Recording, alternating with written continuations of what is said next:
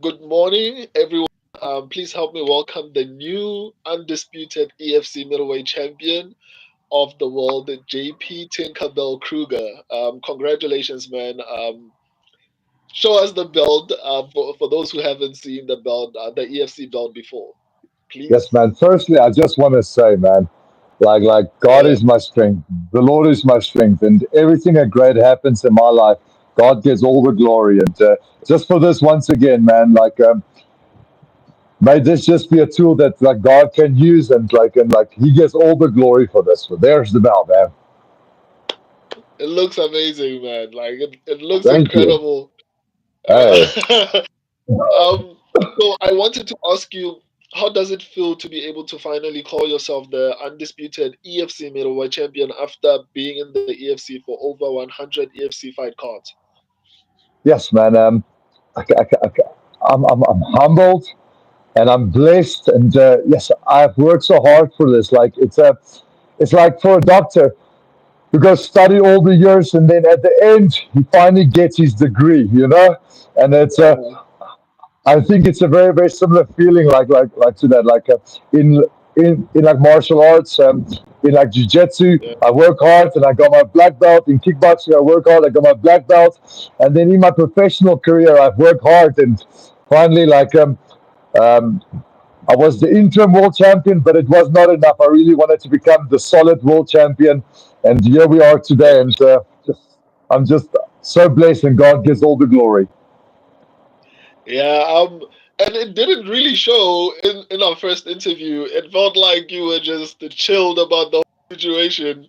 So I couldn't even see the desire to actually become the middleweight champion. But as I would be describing as I ask you some questions, I saw it in the fight. So, going to that, let's get into the fight. In the first round, Luke took you down almost immediately. Do you think it's because he didn't think he could stand with you and strike, or do you think he was just limiting danger? No, I think Luke was following a game plan. We all knew at the end of the day I wanted to kickbox against Luke a little bit, but we all knew that look, it was obviously everybody knew that like Luke was also a like great wrestler, and we knew that he wanted to Yeah, put me on my back and and like ground and pound me or like grind me out for for the yeah, rounds. So we all knew this. So like I think Luke was just following a like, good game plan. He hit a very good big double leg. He had such a strong base. He's a he's an incredibly strong athlete as well. And yeah, yes, man. Round one, I was like looking for the submission. I couldn't really like like get my grips onto it. He was a very slippery cat, and he like kept his base so nicely, and he was following my hips. Um, we like landed good damage in like round one, but we like survived round one, and then we like got out to round two. And I remember coming out, I'm like, yes, now you better hit this kid. And we like got into the scrap, and well, into the like exchange. I remember ending up against the cage. I think Luke went for. I almost popped onto his back, but I slipped off there, and I remember him like wrestling again, and I was just like, be patient. Everybody makes a mistake, and yes, as I get my grips onto the neck, I remember playing the like guillotine and working the butterfly from there, and we ended up in the mounted guillotine. And yes, man, the Lord bless me. I like finish off round well um, with the submission in like round two with the mounted guillotine or chin strap, more to be a little bit more specific. yeah. You answered every single question that I had before I even asked it. But let me. I think maybe you might give a bit of a different answer. After he took you down, he landed some heavy shots that ended up cutting you, and it seems like the referee was going to stop the fight. So, how hurt were you, and did you expect him to be that good on the ground? I I was I was very surprised with his strong base. He like did have a very very strong base. He wasn't. Yeah, Um, I like could not easily sweep him and stuff, which that was very very good on like his part. But I was quite calm, man. Like just like if like I made it to round two, well, like I did now, and I still finished the fight, then we obviously know that like ref made a good call of not stopping the fight because I could yeah, still come out in round. in like round two and finished the fight. And Friday morning, I got my ass out of bed and I went back to work. So the Yeah, ref made a great call of not stopping a fight. I was still fine, man. I did take a lot of damage, but yeah, yes, the Lord has blessed me. I, I like think I'm a like tough Brucian, and I like kept calm in the exchange, and I saw the punches coming. I was just like, okay, be patient. The opportunity will come, but it didn't quite come into round one, so I had to come out in like round two, and it still happened, man. Very blessed. wow. Okay, second round. Can you take us through what was going through your mind after such a bad first round for you? You got to hit this kid. That's what happened in my mind. I'm like, you bloody hit him now.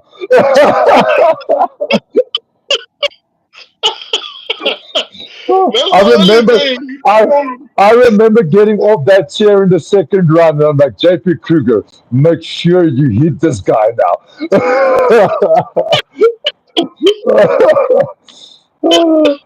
Yeah, that was So, it, man.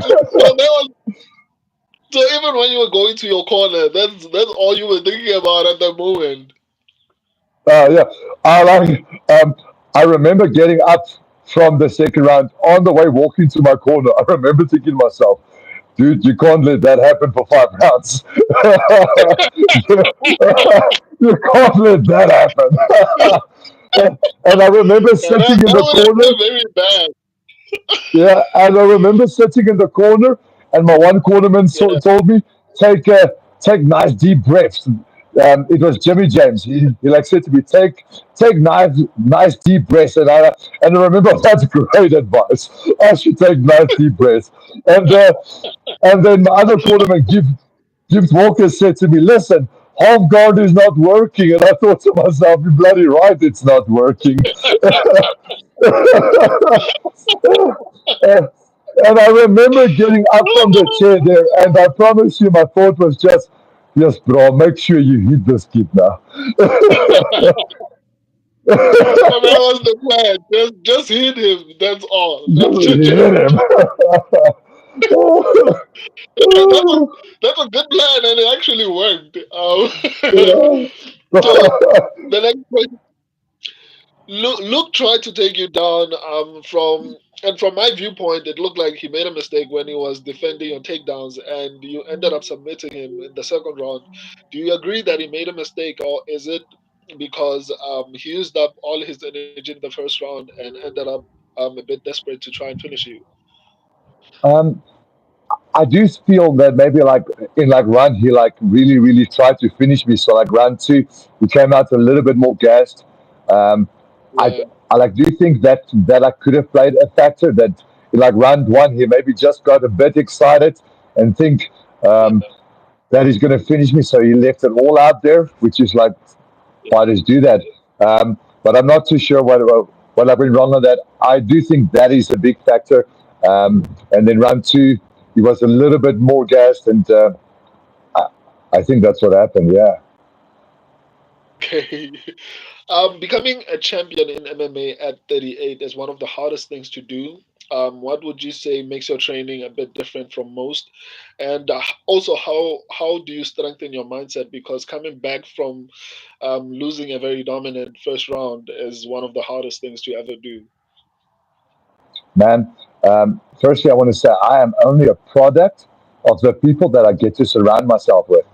I'm surrounded by Yeah, incredible humans and like incredible training partners and incredible coaches who's they are the clever guys. They make all of I just follow what they tell me to do. I've got an incredible strength and conditioning coach, Vainand. I've got incredible jiu-jitsu coaches like Coach Huntley Smith and Coach Chris Bright is incredible MMA coach, and I've got incredible training partners. Gift Walker, he's like one of my athletes, but also when like I go into camp, he becomes one of my coaches as well. This kid's yeah, fight IQ, I trust it and I love it.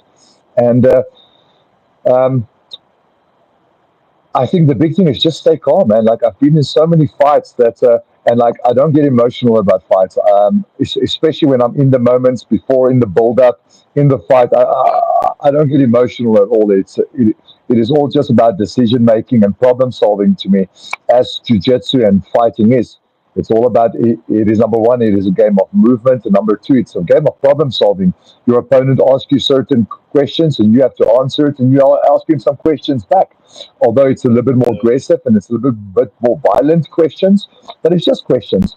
And at the end of the day, as I said to you the previous time, I am not a fighter. A fighter trains for a fight and he's done. I'm a martial artist. Every single day I step onto the mat and I'm literally trying to better myself.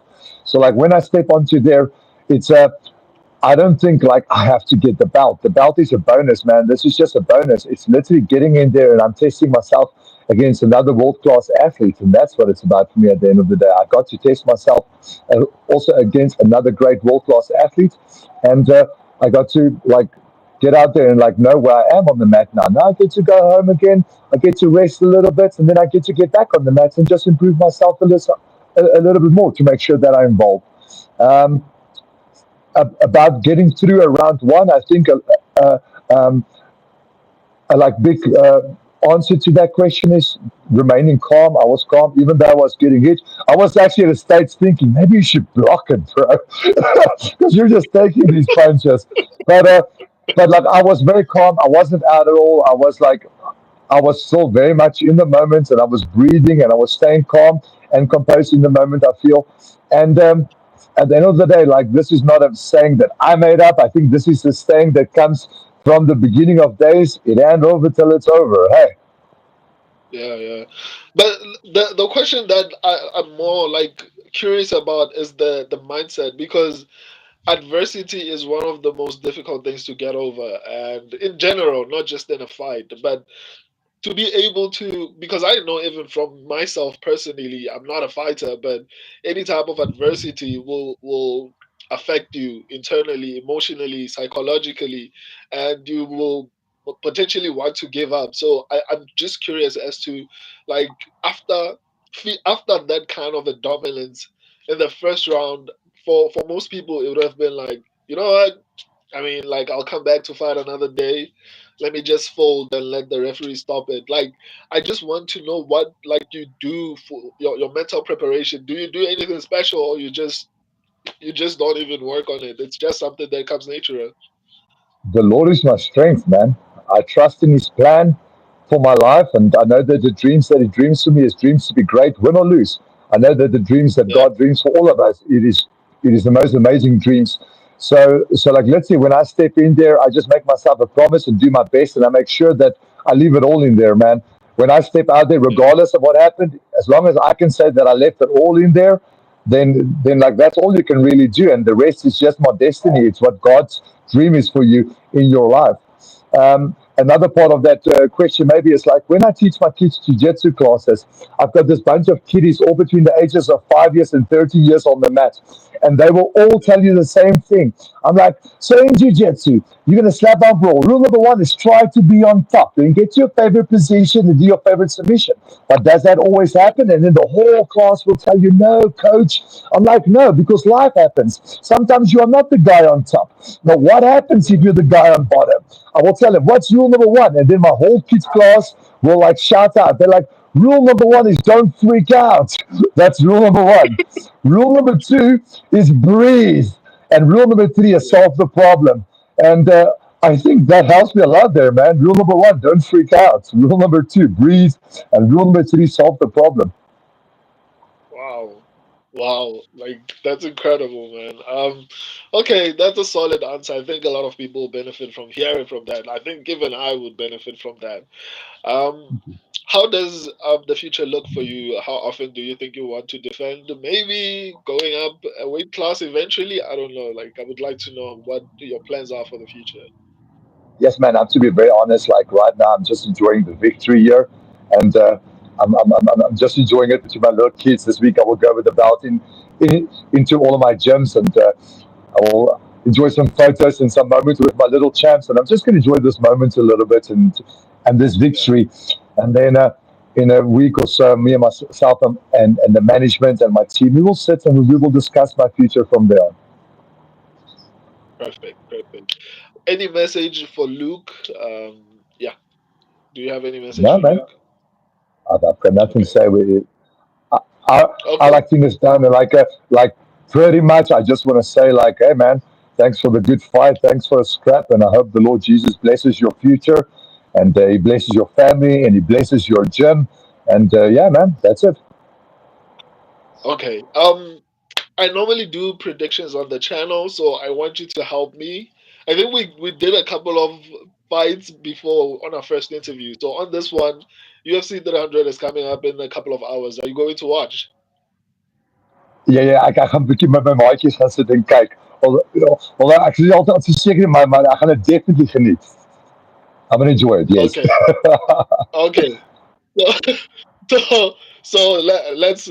I'm going to give you names. Just tell me who you think wins. Like I want us to go through the card. I'm going to start at the early prelims. Davison Figueiredo versus Cody Garbrandt. Who do you think wins that one? Cody. Really? Why? I think Davison Figueiredo is a little bit more well-rounded. Why Cody? Hey man, ek dink hy gaan so uitkom en that's just so he to get and like he's got a lot to prove over there, right? Okay, yeah, okay. That's a fair point. Okay. Bobby Green versus Jim Miller. I don't know. Okay. Jessica Andrade versus Marina Rodriguez. Just Just yes. okay. Okay. Jalen Turner versus Renato Moicano. I don't know them. Okay. Sadiq Yusuf versus Diego Lopez. Okay. Brother, Willie Hall let versus me Gary help you. Anderson. Let me tell you a little thing, man. Dude, I follow jiu-jitsu guys and stuff. I don't watch so much UFC. And Oh, otherwise, I watch Peppa Pig on my own time, bro, with my little baby girl. okay. I'm a basic bitch like that. So sometimes you like mention names. I'm like, bro, I got no idea. Okay, man. I appreciate the attempt, though. Thank you so I much. think, Yeah, man. I watch jiu-jitsu yeah, guys compete, and I can help you with that. And the bare knuckle boxers, I enjoy it. I don't watch so much UFC. Plus, I don't. I'm not even yeah, sure most of the like newcomers is in the like UFC, bro. On my spare time, and yeah. when I'm with my baby girl, I watch Peppa Pig, bro. Okay, that makes sense. Where are your gym? Where's your gym located? For I've got anyone who one wants to gym go. in I've got one gym in Boxburg and Springs that I run personally. But we're so blessed. We've got Nathaniel Kamana running an Alberton branch. We've got a branch in Nelspruit with Cindy and John. We've got in Dahlstrom and like Leidenburg, we've got Saki there. And then we've got also and like MMA affiliated gym in like National, man. So we are super blessed like that. Okay, the final question. I don't know how I never As even long asked you as it's this not question before. predictions, man, we're cool. Okay, I want to ask you, like you are one of the most talented fighters in the EFC, but like I've been confused about the term or the name Tinkerbell. Why did you choose to name yourself that? Why did you Oh, choose brother. to that as your nickname? Man, we always tell the fans to be cool because first you feel the tinkle, then you hear the bell. But it's but it's not really like that. Oh, What happened, man? What happened was when I started with Raymond Phillips. He's an incredible yeah, kickboxing coach. He was my kickboxing coach at the time. I was the five-time kickboxing champion already. I had like five South African title belts underneath me. But I was a young kid with a mohawk and tattoos, and I really thought that I was a cool guy, but I wasn't so cool, man. I was a bit of a loser, just with a bad attitude that could bang a bit. But I didn't know that at that time. When like you are a potter in life, you don't really realize yeah, it, man. Like at that moment. And then I remember that specific coach. He actually started calling me Tinkerbell to like actually like tune me a little bit and like keep and to bring me down to life. And yeah. well, to like run. And then he like used to call me Tinkerbell just to like bring me down to like the ground a bit, and that always just stuck from there. And then later on in life, like as you get a bit older, you like realize like guys who like walk around and is all loud and with their tattoos and got this bad attitude, man. Only an empty can makes so much noise. And then I realized that is not what an alpha male is about. The alpha male is way better than that. That is just a loser with a bad attitude, man, and a person who is acting like that, like you are the main man. You are going nowhere fast, man. And then I realized the alpha male is actually a man who can show compassion and a man who watches what he says, and a man who's calm, and a man who watches you in the eye, and a man who moves with love and mercy, and like that's what alpha male is. When a lion walks into a room, a lion doesn't need to tell you he's a lion. You know it's a lion. And then later on in life, I realized these things as I got older and as I got closer to the Lord. But in the beginning, when I was still a para, they used to call me Tinkerbell, and they just stuck, man. Okay, that's a very interesting story. I said one last question, but I want to ask you, when did you start becoming so religious? Like, why is it so important to you? It is. Look, I was very blessed. I grew up in the church. I remember like being a little boy and sleeping Yeah, under the church benches. I grew up, but even though you grew up in church, you don't necessarily always know the Lord. And then because yeah, God is not a religion, He is a relationship, and only later on. And look, dude, I'm nothing special. I'm so imperfect. I'm like daily. I have to talk myself out of not being a loser. You know what I mean? Like I'm super imperfect, but like God is great, and His mercy is great in my life. And like I realized this, I realized how blessed I am just by going through this fight. How many people prayed for me, and how many people was there to support me and stuff. And like this, this is just amazing. I don't deserve any of this, man. I don't deserve nothing of this, and the amazing business I've got, and the talents I've got, and this is all just grace and mercy. And in this camp, I promise you, man, I was busy 1 week before. I tell you a little story. I was 1 week just before the fight. I was cutting weight on the assault bike, and like a bit closer to the time, I like to do sessions on my own as well, without music, without anything, just die a little bit on my own. It's a big mental yeah, thing uh, for myself. And I was on the assault bike, and as I'm on the assault bike, sometimes we can get so caught up in life, and we can easily become cool. And there's a big saying like you should never drink of your own Kool-Aid. But as humans, as soon as one or two things goes well in our life, we kind of forget about how amazing God is in our life, and we suddenly become the main actor, and like we become cool. And on that assault bike, man, yes, I just had another like meeting with God. Where like God reminded me, like JP Kruger, don't let me not forget you. All those, or let me not remind you. Let me remember all those fights to Mela Maputo, Donovan Hawke. You are not that cool. yeah, You are not as special as you think you are. Remember that I am your strength. And I remember getting off that assault bike, man. And yes, I was literally crying like like a little girl sitting on that bench. And I was just like getting back to God. I was like, yes, Lord, I'm so sorry, because sometimes we can get so cool and caught up in our own lives. And I'm like, that is the truth. That God, you are my strength. And jy is alles. Even though I mess up so many times, man, it's like that is the truth, man. There is nothing I can say more about that. That God is my strength and is Him, and may I just be a tool in everything I do, every punch, every kick, every breath, every submission to glorify His name and to bring life to His kingdom, or let us not do it at all, man. yeah. Um, that's incredible. Thank you for coming through. I want to say that despite the fact that obviously I have to be impartial in all these interviews, I could see how hard you've been working, and I could see how much it meant to you to actually get this belt. And I'm actually happy that you actually managed to do that, especially because Luke is still young, so he can always recover.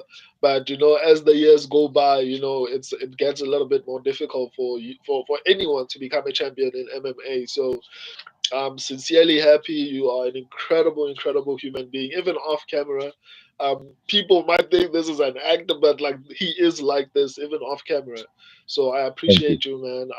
Hope this is not going to be the last time. Um, yeah, thank you for coming through, man. It thank means a you, and I lot to me. appreciate you. Thank you so much. Yeah, thanks. Bye, Shavuna. Mm. Bye.